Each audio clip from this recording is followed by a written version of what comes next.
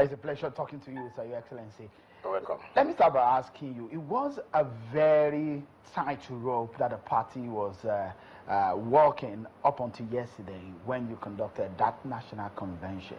But with what has happened, has the party been able to play itself out of the legal quagmire? Well, certainly yes. Before now, you know that what I won't call it crisis is part of what obtains in any political party when you're trying to have leadership change. So you can see that so many people are interested in the whole thing. So that now seems to be as if there's a serious crisis. But let me tell you, what happened yesterday shows the capacity of the party to manage this, the capacity to come out from any seeming problem that people may say that exists in the party. What was shocking to all of us was that the former National Working Committee, National Officers of the Party, in collaboration with certain people whom you don't know what interest they do, where they're trying to help some people to destroy the party, obtained some kind of court injunction. Now look at how it was played. The one of Federal High Court was allowed that the former chairman, Ali-Modu, instituted a court action that there should be no election as regards the chairmanship and the secretary and the auditor. Then there should be election in the other offices.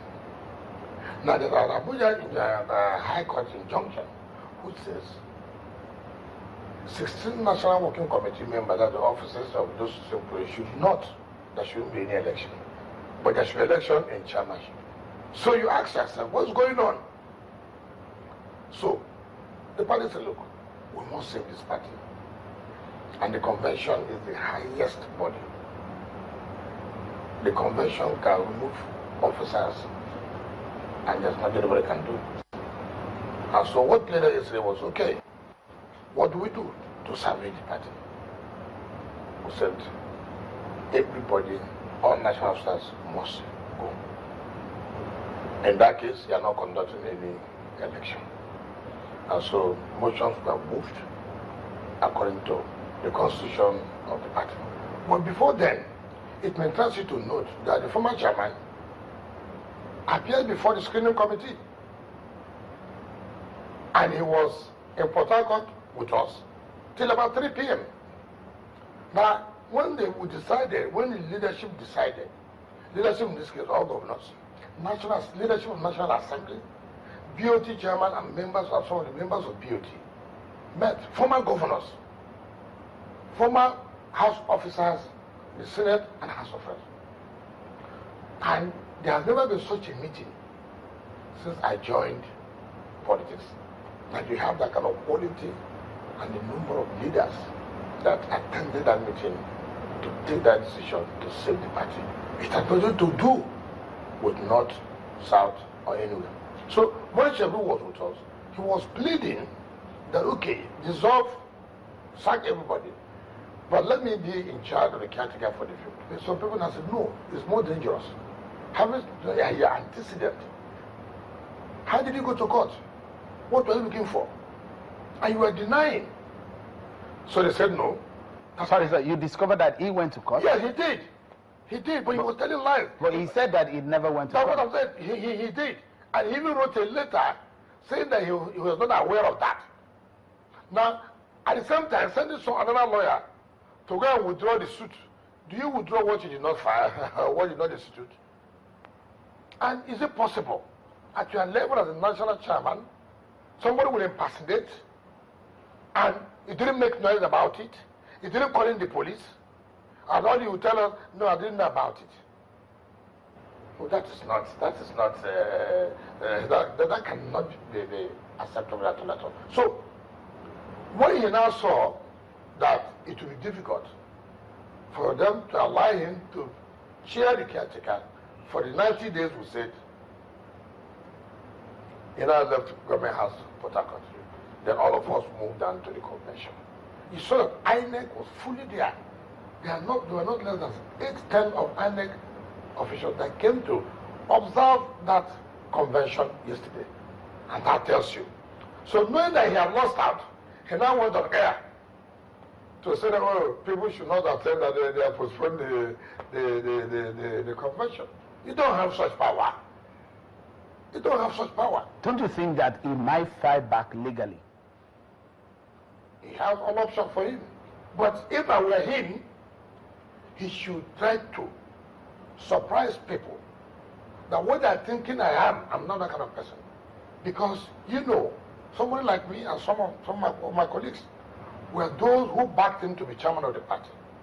No, not for any reason, no condition, but that, look, we needed somebody we think that had the capacity to move the party. Of all those that showed interest, we didn't see that. And so it's okay. This man has experience. He was former governor. He was been a senator. He has been the chairman of a built of another political party.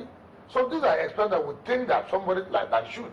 But not knowing that a lot of people were complaining that, look, this man will destroy the party. And we're saying, wait a minute, destroy for what reason?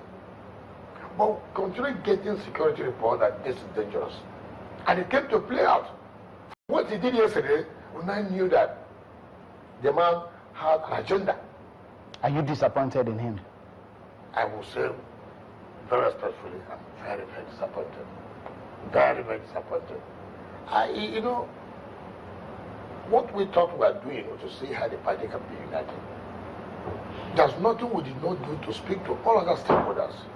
Can we settle? And they kept emphasizing that, look, we cannot be part of this PDP if this man is still the chairman of the party.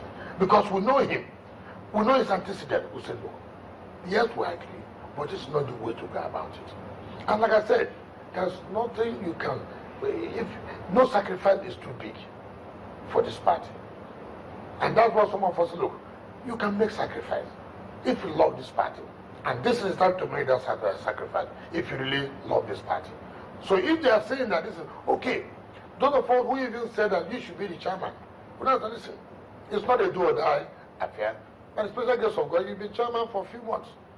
So let's save this party. Step down and let's save this party. What was it that you discovered about Senator Ali-Modu Sheriff in those of the meetings? One of the things we found out was that, and you know, you keep on hearing this. We had agreed that they not to produce the presidential candidate of our party in 2019. And you know that the presidential ticket, the presidential primary will take place in 2018 as against 2019 election.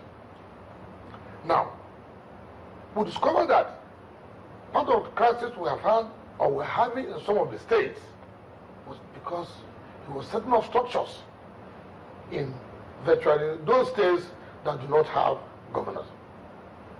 So we have 36 states. We have governor in 12 states. So for him, 24 states, if he sets up structure in 24 states, whether the governors will support him or not is immaterial. Now, he has even gone to make promises to people who don't want presidential candidates. A party we are trying to unite, a party that we are trying to build together, and that ambition could destroy the party. And that was very bad.